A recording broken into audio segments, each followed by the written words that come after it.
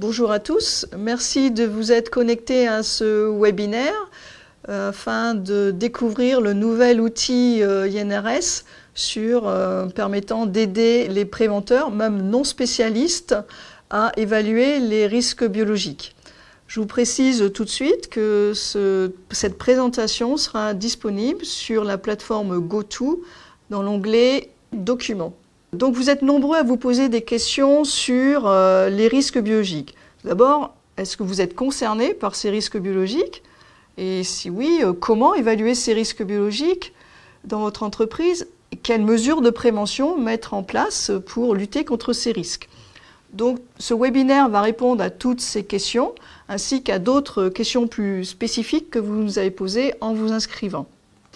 Je suis Christine David, microbiologiste, responsable du pôle risque biologique au sein du département expertise et conseil technique de l'INRS.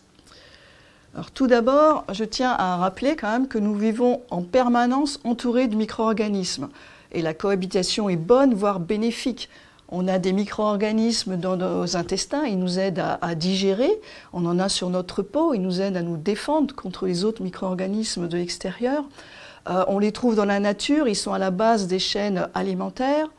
On s'en sert aussi pour faire nos aliments, le yaourt, le pain. On s'en sert pour faire des médicaments, pour dépolluer les eaux et le sol. Voilà, donc là, vraiment, la cohabitation est très bonne avec ces micro-organismes. Le problème, et c'est pour ça qu'on est là ensemble, c'est que certains peuvent présenter des risques pour la santé. Si on prend l'exemple de bactéries, sur des dizaines de milliers d'espèces de bactéries connues, ici ce grand cercle que vous voyez, seule une centaine d'espèces de bactéries pathogènes, ce qui représente ce petit point. Donc vous voyez, là vraiment on vit très bien avec ces micro-organismes. Voilà, le problème, c'est ceux qui peuvent entraîner des effets sur la santé. Alors, le Code du travail définit des agents biologiques. Ces agents biologiques, ça peut être donc des bactéries, comme on vient de voir, que vous connaissez, Escherichia coli, la bactérie, la leptospire, la légionelle. Ça peut être aussi des virus. Alors, on ne présente plus le virus du SARS-CoV-2, virus de la grippe, le papillomavirus. On trouve aussi dans les agents biologiques les champignons. Alors les champignons, ce n'est pas les champignons qu'on va cueillir dans les bois, mais c'est des champignons microscopiques qui comprennent les moisissures. Moisissures qu'on peut avoir sur les fruits, mais moisissures que vous trouvez aussi sur des papiers, des cartons humides. Dans la famille des champignons, on va retrouver aussi les levures. Alors vous connaissez la levure de Bélanger, mais hélas, il existe des levures pathogènes qui peuvent entraîner des infections de la peau et des ongles. Dans la famille des agents biologiques, d'après le Code du travail, il cite les endoparasites humains. Alors parasite, c'est un organisme qui vit aux dépens d'un autre, et endo, dedans. Donc le Code du travail considère les parasites à l'intérieur de notre corps, tels que des vers, les ascaris, ou je vous ai mis aussi ici l'exemple d'un ténia. Alors là, on est loin de l'agent microscopique, puisque les ténias peuvent faire jusqu'à 8 mètres. Dans les endoparasites, on trouve aussi ce qu'on appelle des protozoaires, des êtres unicellulaires, zoo animal, proto les premières cellules animales. Alors, ça va être des parasites comme des amibes ou par exemple l'agent du paludisme. Dans la catégorie des agents biologiques, on retrouve aussi des cultures cellulaires. Alors là, ce n'est pas du tout naturel, on ne trouve pas ça dans la nature, bien sûr. C'est une construction humaine, c'est-à-dire qu'on va extraire des cellules d'organes pour les maintenir en boîte avec un milieu de culture afin de permettre de faire multiplier ces cellules. Donc ça va être des organes animaux, mais aussi des plantes. Donc ça, les cultures cellulaires se retrouvent aussi dans la catégorie des agents biologiques. Et enfin, on va retrouver aussi des prions. Alors là, ce n'est pas du tout un organisme vivant, puisque les prions, comme ici, là, vous voyez, c'est une molécule. Une molécule qui peut entraîner des effets sur la santé, tels que la maladie de Creutzfeldt-Jakob chez les humains, ou la célèbre maladie de vache folle, fin des années 90. Donc voilà ce qu'on entend par agent biologique d'après le Code du travail. Alors, ces agents donc, nous intéressent, nous préoccupent, puisqu'ils peuvent entraîner différents types de pathologies. Des infections, Alors là, c'est la simple multiplication de l'agent biologique dans notre corps qui va entraîner les symptômes et les maladies. On va retrouver aussi des allergies. Là, il s'agit de juste un fragment d'agent biologique qui va entraîner des défenses immunitaires inadaptées. Ça va nous créer des dermatites ou des allergies ou des asthmes. Le troisième type de pathologie, il s'agit des intoxications. Donc là, ce n'est pas l'agent biologique lui-même qui entraîne les symptômes, mais une molécule qui va sécréter, une molécule qu'on va appeler toxine. Donc c'est la toxine qui va entraîner les symptômes, tels que par exemple la toxine du botulisme ou la toxine du tétanos. Et enfin, quatrième pathologie, il s'agit de cancer. Ça, c'est multiplication anarchique des cellules du corps. Le papillomavirus peut entraîner des cancers. Donc voilà les différents types de pathologies. Alors, le Code du travail classe ces agents biologiques en 4 groupes croissants de risques infectieux. Alors, le groupe 1, c'est des agents qui n'entraînent pas, qui ne peuvent pas provoquer une maladie chez l'homme ou n'entraînent pas de danger chez le travailleur. Ces 2 items sont similaires. Donc, le groupe 1, c'est des agents non pathogènes. Alors, il n'y a pas de liste d'agents du groupe 1, puisque si vous vous rappelez, le cercle des départs, le grand cercle, ces agents sont innombrables. Donc, voilà, pas de liste. Par contre, il y a une liste des agents de groupe 2, 3 et 4. Alors, le groupe 2 sont des agents qui peuvent entraîner des maladies. Ils se propagent relativement peu dans la collectivité et il existe une prophylaxie ou un traitement efficace. Alors, prophylaxie, c'est tout ce qui va éviter d'être malade, tel que les vaccins. Le groupe 3, c'est une maladie grave, sérieuse, problème sérieux pour le travailleur. Il se propage plus dans la collectivité et il existe toujours une prophylaxie ou un traitement efficace.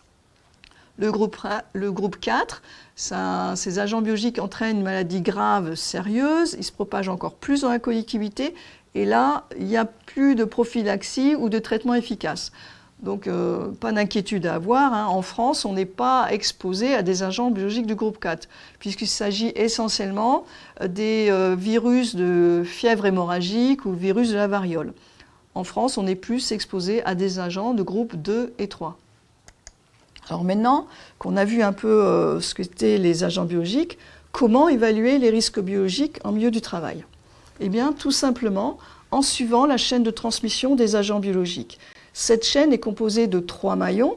Le réservoir, ici à gauche, alors il ne s'agit pas d'un bidon qui contient des agents biologiques, mais un milieu qui rassemble les conditions favorables à la croissance des agents biologiques. Donc ça, c'est le premier maillon. Après, le deuxième maillon de la chaîne de transmission, c'est la transmission-exposition. Alors, transmission, on va parler de transmission quand on parle des agents biologiques. Certains agents biologiques peuvent transmettre une maladie par voie respiratoire, lorsqu'ils sont inhalés par l'hôte, par le travailleur. Et l'exposition, on se place plutôt au niveau du travailleur, comment le travailleur va être exposé au réservoir. Soit il va respirer, soit il va toucher. Donc voilà le deuxième maillon. Et le troisième maillon, c'est l'hôte, celui qui va tomber malade. Donc nous, en ce qui nous concerne, c'est le travailleur. Donc voilà, il suffit de suivre la chaîne de transmission pour faire son évaluation des risques. Donc voyons maintenant comment identifier un réservoir. Eh bien, les conditions qui constituent un réservoir pour les agents biologiques, les conditions nécessaires et indispensables, c'est en numéro 1, c'est pour ça que je vous l'ai mis en gras gros, c'est l'humidité. Il faut que les agents biologiques aient de l'humidité pour pouvoir vivre. Par exemple, on trouve dans le désert du Pérou des momies, tout simplement des corps momifiés, parce que les micro-organismes du corps qui étaient censés dégrader le corps n'ont pas pu survivre à cette sécheresse. Donc l'humidité avant tout. Après, autre condition indispensable à la vie, c'est la température. Vous avez plus de micro-organismes à une température élevée qu'à une température faible. Par contre, lorsque vous chauffez à 120 degrés, là, par contre, vous tuez les micro-organismes. Mais le froid va conserver les micro-organismes, ne va pas les tuer, mais va les conserver. Si on reste avec cette culture andine, Inca, on a trouvé actuellement au sommet des Andes des corps d'enfants offerts en sacrifice, parfaitement conservés, parce que justement il faisait froid, les micro-organismes n'ont pas pu dégrader ces corps. Donc le froid conserve aussi les micro-organismes. Et enfin, quand même, ces micro-organismes ont besoin de matière organique, ils sont comme nous, ils ont besoin de manger. Donc de matière organique, le plus souvent, certains dégradent aussi les matières inorganiques pour vivre. Donc voilà ces 3 conditions qu'il faut réunir pour constituer un réservoir d'agents biologiques. Alors où peut-on trouver ces conditions? Eh bien vous voyez partout. On peut, les personnes, nous, vous, on peut constituer des réservoirs, contenir des agents pathogènes. Les animaux, comme nous, peuvent contenir des agents biologiques pathogènes, hein, et quand ils nous transmettent des maladies, c'est ce qu'on appelle des zoonoses. Les végétaux aussi contiennent des agents biologiques, et même les produits issus des végétaux, comme ici des produits biosourcés, des isolants. L'eau aussi, c'est un réservoir d'agents biologiques. Je ne connais pas plus, milieu plus humide que l'eau. La terre, les huiles, les graisses plus épaisses que des huiles, les déchets, bien sûr, matière organique, chaleur. Si vous entreposez vos déchets longtemps en été, vous aurez beaucoup plus de micro-organismes qu'en hiver. Donc voilà, tout ça constitue des réservoirs d'agents biologiques. Donc déjà, vous vous dites, ah là peut-être que là je suis concerné par les risques biologiques. Et en effet, quand on juxtapose ces réservoirs au secteur professionnel, vous voyez, on a plein d'exemples de secteurs professionnels concernés par ces réservoirs. Hein. Donc les personnes, ben, c'est l'aide à la personne, les professions qui aident les personnes, donc vous êtes en contact fréquent avec les personnes, les transports de passagers. Avec les animaux, bien sûr, ceux qui travaillent en animalerie, les abattoirs, les centres d'équarrissage. Les végétaux, l'entretien des espaces verts, les tissages, production, usage de produits biosourcés. L'eau, tout ce qui est collecte, traitement, épuration de l'eau. L'utilisation de l'eau en usine, hein, de plus en plus on veut recycler l'eau, donc là aussi c'est un réservoir potentiel. Les bâtiments, la terre, donc tous les BTP, hein, les personnes qui travaillent avec la terre, les terrassiers et ceux qui cultivent les fruits et légumes de pleine terre. Les huiles, donc forcément la mécanique, l'usinage, l'agroalimentaire, la restauration. Et les déchets, tout producteur de déchets, hein, vous comme moi, les collectes, tri, valorisation, élimination des déchets. Et voilà. Donc il y a encore plein d'autres professions. Donc là, je suis sûre que vous vous retrouvez dans ces professions. Alors après, donc comment les travailleurs peuvent-ils être exposés? Donc là, on vient de voir déjà comment repérer le réservoir. Maintenant, il faut aller sur place, voir les salariés, voir exactement comment ils travaillent et à ce moment-là, repérer les expositions. Alors, les travailleurs peuvent être exposés en inhalant des bioaérosols. Alors, bioaérosols, c'est aérosols contenant des agents biologiques. Donc, on peut inhaler des bioaérosols émis par des procédés, tels qu'ici un déversement de déchets, ou émis par des personnes qui toussent, qui éternuent. On peut être exposé aussi en recevant des projections vers le visage, comme par exemple cet ouvrier, hein, s'il reçoit des projections d'eau. Si l'eau contient des agents biologiques pathogènes transmissibles par les muqueuses de l'œil, à ce moment-là, le salarié encourt un risque biologique. On peut être exposé également en portant à la bouche les mains ou les objets contaminés. Alors bien sûr, un travailleur en station d'épuration ne va pas boire l'eau de station d'épuration, mais il suffit qu'il ait les mains souillées par cette eau, qu'il porte incidemment en se rongeant les ongles, les mains à la bouche. Voilà comment on peut être contaminé. Et on peut également être contaminé en se blessant avec un objet préalablement souillé ou en se faisant piquer par une tique ou un moustique. Hein. Ces tiques et moustiques, eux, peuvent être porteurs d'agents biologiques pathogènes, ce qu'on appelle sont des vecteurs d'agents biologiques pathogènes. Donc voilà l'exposition. Donc vous voyez comment on peut être exposé, ce qu'il faut rechercher, identifier lorsque vous observez une tâche de travail. Et maintenant, comment prévenir les risques biologiques? Eh bien, tout simplement en rompant la chaîne de transmission des agents biologiques qu'on vient de voir. Soit on va agir sur le réservoir, on va agir sur l'exposition du travailleur, on peut aussi agir au niveau du salarié. Donc on va voir quelques exemples d'actions.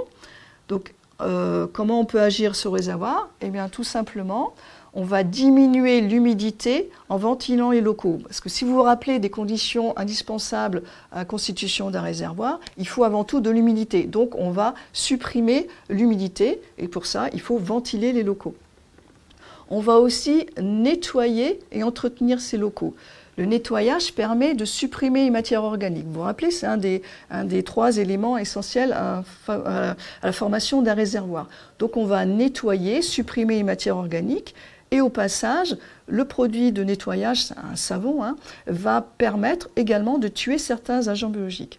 Donc inutile là de désinfecter à tout va systématiquement, un simple nettoyage régulier suffit.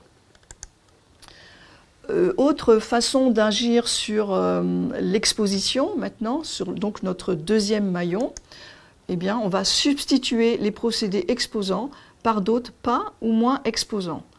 Par exemple, ici, ce salarié va nettoyer des surfaces contaminées avec un jet d'eau haute pression. Et vous voyez qu'il va générer des aérosols, des projections. Donc l'atmosphère va être saturée d'agents biologiques, d'aérosols. Et en plus, il sera obligé de porter des EPI, ce qui est toujours contraignant. Donc à la place de ça, si on peut substituer ce jet par des aspirateurs industriels, vous voyez tout de suite qu'il n'y a pas d'exposition, pas création d'aérosols, et du coup le salarié ne doit pas porter des EPI comme précédemment. Donc voilà, on va substituer le procédé exposant. Deuxième façon d'agir sur l'exposition, eh bien, vous voyez, là encore un procédé qui est émissif, le salarié doit porter des EPI, eh bien on va simplement confiner ce procédé exposant, capter l'air contaminé à la source et apporter de l'air neuf. Donc vous voyez, l'atmosphère de travail est tout de suite assainie. Autre façon d'agir sur l'exposition, c'est fournir de quoi respecter les mesures d'hygiène. Alors donc fournir des sanitaires, un point d'eau, du savon liquide et des essuie-mains. Et lorsque le salarié doit se déplacer beaucoup, mettre au moins un bidon d'eau pour que le salarié, dans le véhicule du salarié, pour qu'il puisse se laver les mains. Et également, autre mesure importante, séparer les vêtements de travail des vêtements de ville. Tout ça pour éviter que le salarié, avec ses mains ou ses vêtements souillés, aille contaminer d'autres collègues ou aille contaminer ses proches, sa famille. Donc, autre point important, il n'est pas admissible, on ne doit pas revenir au travail, à la maison avec ses vêtements de travail souillés pour éviter du coup de contaminer sa famille. Et de même qu'on ne doit pas nettoyer à la maison ses vêtements de protection. Donc on va maintenant agir sur le troisième maillon, vous vous rappelez, l'hôte. Comment on peut agir sur l'hôte? Eh bien, on va lui fournir et faire porter des équipements de protection individuelle, tels qu'ici des lunettes, des masques en fonction d'évaluation des risques bien sûr et des gants. Alors ces équipements de protection individuelle doivent être choisis en fonction de la physionomie de chaque personne. Donc idéalement, il faut que le responsable de l'entreprise fournisse différents modèles, par exemple d'APR, d'appareil de protection respiratoire, que chaque salarié essaye le modèle qui lui convient le mieux afin d'acheter après, à l'avenir, ces modèles-ci qui lui conviendront bien. Et spécificité des risques biologiques, on peut aussi vacciner le salarié sur proposition du médecin du travail selon les circonstances de travail. Et enfin, là c'est valable pour tous les risques, c'est important de former et informer les salariés sur les risques et les mesures de prévention à suivre. Donc voilà, toutes ces démarches qu'on vient de voir là sur l'évaluation des risques en suivant les maillons, repérer les réservoirs, les expositions, prévenir les risques en agissant sur réservoir, l'exposition et au niveau du salarié. Toute cette démarche-là a été intégrée dans ce nouvel outil numérique créé par l'INRS qu'on va voir tout de suite. Donc cet outil, vous le pouvez trouver sur notre site INRS, à l'adresse inrs.fr, sur le nom EvalRB. Donc on va rentrer tout de suite sur cet outil pour voir davantage. Donc voilà, vous tombez sur cette page d'accueil, où là on vous explique brièvement que cette évaluation va suivre la chaîne de transmission telle que je vous l'ai expliqué à l'instant. Donc on vous indique quelques documents pour en savoir plus, notamment une formation à distance. D'accord ? Donc vous trouvez en haut un petit mode d'emploi. Je dis petit parce qu'il est assez court, et il est court parce que l'outil est très, très simple. Donc vous pouvez aussi poser vos questions sur ce lien, contacter l'INRS. Également, vous trouvez ici en dessous « Ouvrir une analyse », c'est-à-dire qu'à tout moment, vous faites votre analyse, à tout moment, vous pouvez être interrompu et enregistrer votre analyse. Alors cet enregistrement, je précise qu'il est fait sur votre ordinateur, l'INRS ne conserve aucune donnée. Donc important de bien enregistrer avant de quitter l'analyse. Donc voilà, cet outil comporte 3 étapes, l'évaluation des risques proprement dite, les mesures de prévention que l'outil va vous proposer et enfin le plan d'action. Donc avant de se servir de l'outil, c'est important quand même d'aller voir sur place, déjà de choisir la tâche qu'on va analyser et d'aller voir sur place, bien repérer les réservoirs et les expositions. Parce que ça, vous allez en avoir besoin pour faire cette première étape. Donc si on commence l'évaluation, vous voyez, la première étape, on va vous poser des questions sur le réservoir. Donc vous voyez, il y a quelques questions, pas beaucoup, comme vous voyez ici. Et en fait, vous allez retrouver les réservoirs dont je vous ai parlé précédemment, c'est-à-dire les personnes, les animaux, etc. Donc là, on vous demande, est-ce que votre activité nécessite un contact fréquent avec des personnes, hors milieu de soins, puisque cet outil n'a pas été créé pour les personnes milieu de soins.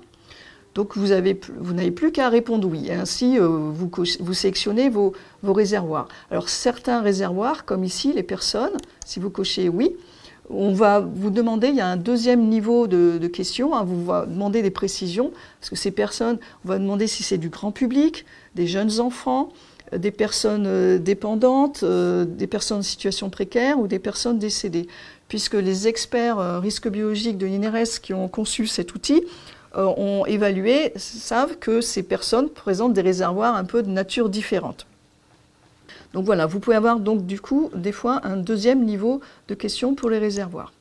Ensuite, on vous demande si vous êtes exposé en contact avec des produits biologiques humains ou des objets souillés par des produits biologiques. Vous êtes en contact fréquent avec des animaux, des produits biologiques ou des objets souillés par des produits biologiques animaux. Ensuite, donc, on vous demande si vous avez être en contact avec des produits animaux tels que la viande, le lait et les plumes. Donc là, vous avez un deuxième niveau de questions, c'est-à-dire si ces produits animaux sont utilisés en agroalimentaire, tels que le lait, le fromage, la viande, le saucisson, etc., ou milieu autre qu'agroalimentaire. On vous demande également est-ce que vous manipulez des végétaux, de la terre, des matières grasses huileuses, vous voyez tous les réservoirs qu'on a vus précédemment, des surfaces sales, des papiers, cartons moisis, des déchets organiques, des biodéchets, des déchets verts, des moultes, des bouts de stations d'épuration, des matériaux organiques recyclés, des matelas, textiles, présence d'eau. Donc vous voyez là, je pense que chacun d'entre vous là, c'est déjà à repérer les réservoirs auxquels il avait affaire. Et donc si on prend l'exemple de l'eau, là il y a un deuxième niveau de précision demandé. Est-ce que c'est de l'eau potable, de l'eau de cours d'eau, de l'eau stagnante, de l'eau utilisée dans un procédé industriel, de l'eau des citernes ou de l'eau usée? Parce qu'effectivement, en fonction de la qualité de l'eau, vous aurez plus ou moins d'agents biologiques. Donc si on prend l'exemple de l'eau usée, là, après, une fois que vous avez sélectionné votre réservoir, on vous pose des questions sur les expositions. Donc cette eau est-elle utilisée pour une tâche pouvant générer des projections ou des aérosols? Est-ce que vous pouvez vous piquer, vous blesser en réalisant ces tâches avec l'eau? Ou est-ce que la tâche peut entraîner un contact cutané? Donc on va choisir tout. Et une fois que vous avez choisi, voyez, une fois que vous avez choisi une exposition, un réservoir d'exposition, votre bouton ici est actif. Donc vous pouvez, une fois que vous avez fait votre choix, vous pouvez cliquer sur ce bouton. Il va vous faire un récapitulatif des risques identifiés. Vous voyez, donc en choisissant simplement le réservoir, les expositions que vous avez identifiées, l'outil va vous compiler tout ça et va vous sortir des phrases de risque. Donc ici, on a 3 phrases de risque correspondant, ici vous avez le petit récapitulatif du réservoir et de l'exposition que vous avez sélectionné. C'est-à-dire que vous avez sélectionné l'eau usée, vous avez dit qu'on pouvait avoir des projections, donc on va vous dire il y a un risque de contamination par des agents pathogènes transmissibles par voie respiratoire ou par les muqueuses, bouche, nez, yeux. Là, vous avez sélectionné l'eau usée, contact, donc on va vous mettre risque de transmission par inoculation. Ou vous avez sélectionné contact cutané et eau usée, Donc là, effectivement, risque de contact à travers la peau lésée, passage d'agents biologiques à travers la peau lésée, ou en portant les mains, pareil, à la bouche, au nez et aux yeux. Donc voilà, vous avez l'outil à récapituler vos phrases de risque. Et donc maintenant, vous pouvez accéder à la deuxième étape, c'est-à-dire mesures de prévention. Il ne vous reste plus qu'à cliquer sur Section des mesures de prévention.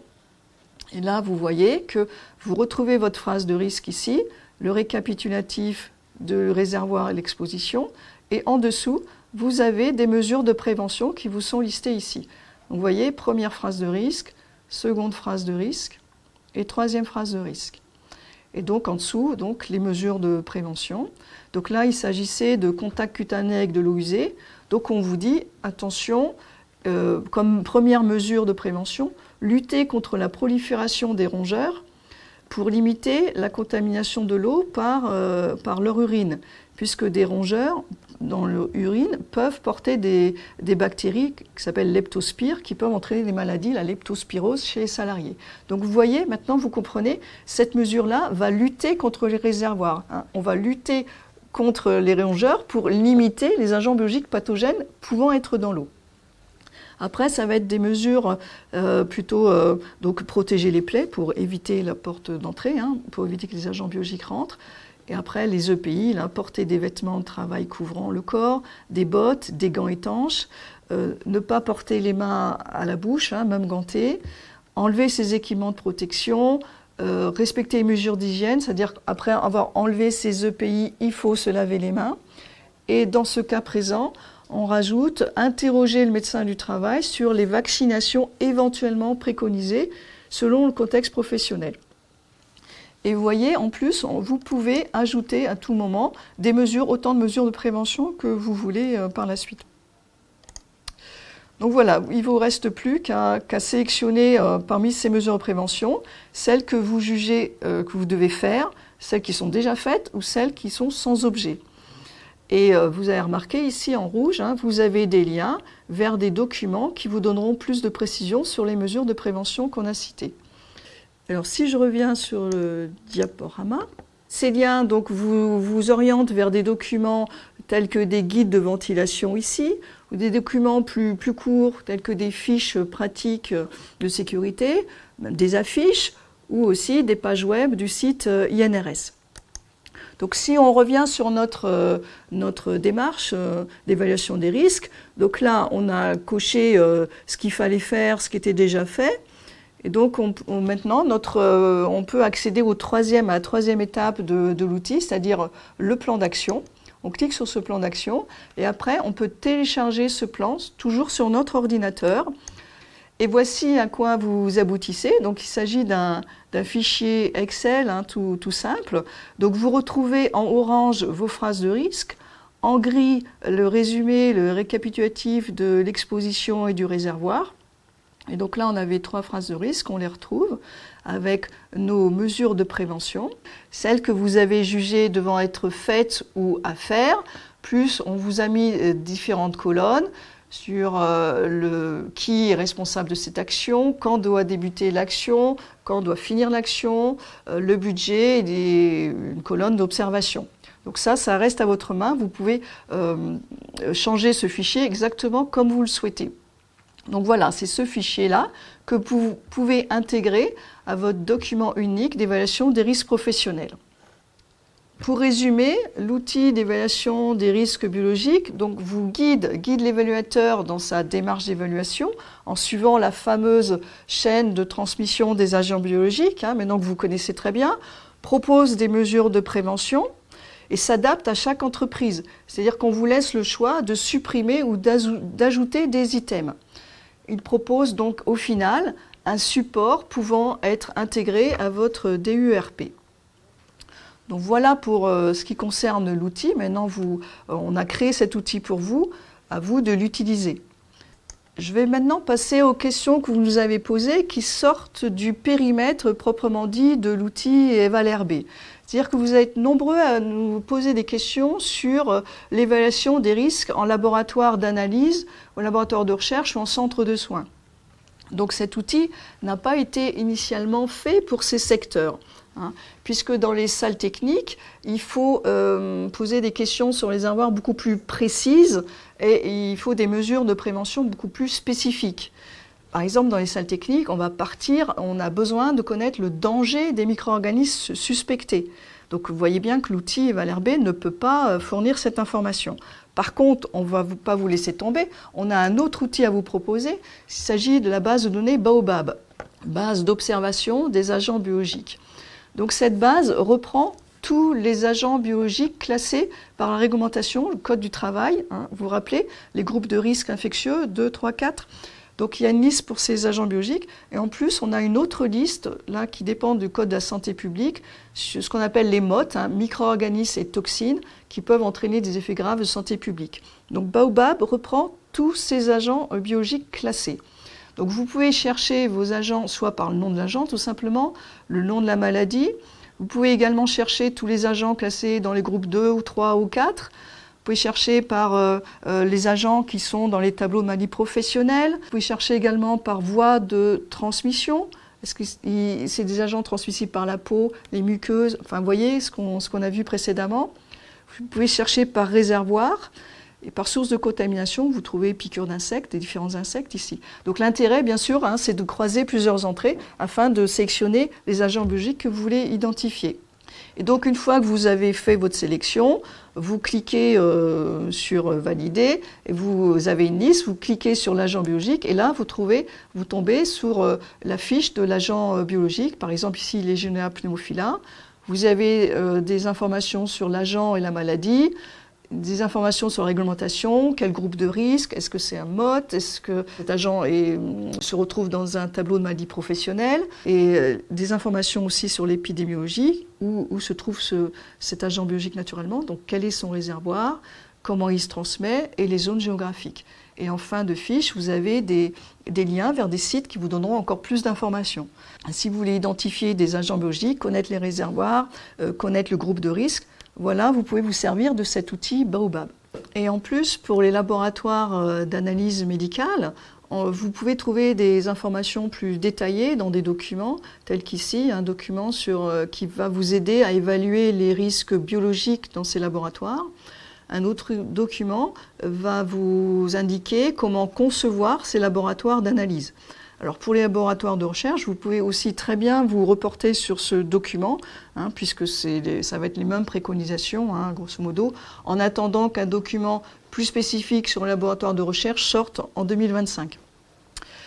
Mais par contre, pour ces secteurs, notamment le milieu de soins, vous pouvez toujours vous servir de l'outil EvalRB pour traiter l'accueil des patients. Vous pouvez toujours essayer. Donc là, on peut vous rappeler les premières questions. Est-ce que vous êtes en contact avec des personnes? Ben oui, les personnes à l'accueil sont en contact fréquent avec d'autres personnes. Donc vous allez cocher plutôt grand public. Si on coche la tâche expose à des sécrétions ou des contacts cutanés, c'est pareil, hein, vous allez retrouver donc ces phrases de risque. On va vous identifier de risque, hein, risque de transmission par voie respiratoire ou transmission par contact cutané. Et là, des mesures de prévention. Alors cet outil, comme je vous disais, a été créé pour hors milieu de soins. Donc là, lorsqu'on a identifié des risques lors de transmission par voie respiratoire avec le grand public, c'est quand même plutôt lors d'épidémies telles que le SARS-CoV-2. Donc c'est pour ça que vous allez avoir des préconisations, des mesures de prévention sur suivre les recommandations des autorités en charge de la santé publique, rédiger un plan de continuité, éviter les rassemblements. Vous voyez, ça fait vraiment penser plutôt à des pandémies, hein. Mais vous pourrez toujours choisir les mesures de prévention que vous jugez nécessaires. Voilà. Nous avons également eu d'autres questions en nombre sur la métrologie. Alors vous voyez, là, on a fait de l'évaluation de la prévention des risques sans avoir besoin de métrologie. Donc dans la plupart des cas, on n'a pas besoin de métrologie. Mais parfois, il est nécessaire d'en faire. Donc comment fait-on? Eh bien, vous pouvez aller sur un autre outil INRS, une base de données qui s'appelle Métropole, qui est sur le site de l'INRS. Et donc là, vous avez le choix, vous avez différentes techniques qui sont proposées pour différents types de polluants.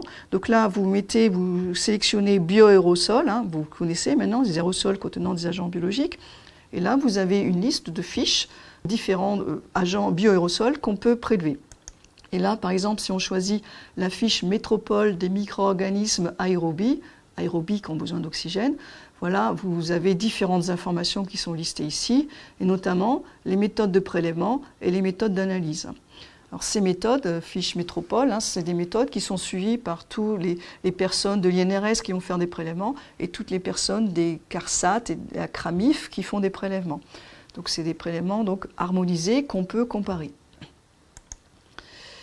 Et donc suite à la métrologie, ce qui va avec, c'est on nous a demandé est-ce qu'il y a des valeurs limites d'exposition, des VLEP pour les bioaérosols. Alors je réponds tout de suite, c'est simple, non, il n'y a aucune valeur limite d'exposition professionnelle en France ni ailleurs.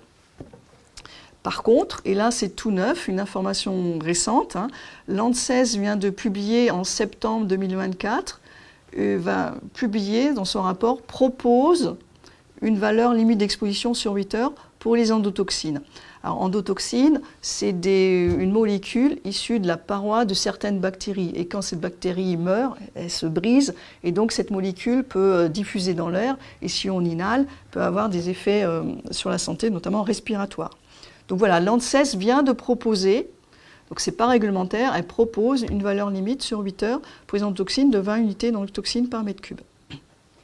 Ceci dit, avant ça, depuis 2015, donc l'INRS, les CARSAT et la CRAMIF, nous avons proposé ce qu'on appelle des valeurs guides donc du réseau de prévention. Alors ces valeurs guides n'ont pas été fixées sur des relations dose-effet, puisqu'il est très difficile d'établir ces relations dose-effet pour les endotoxines et pour les moisissures et bactéries totales.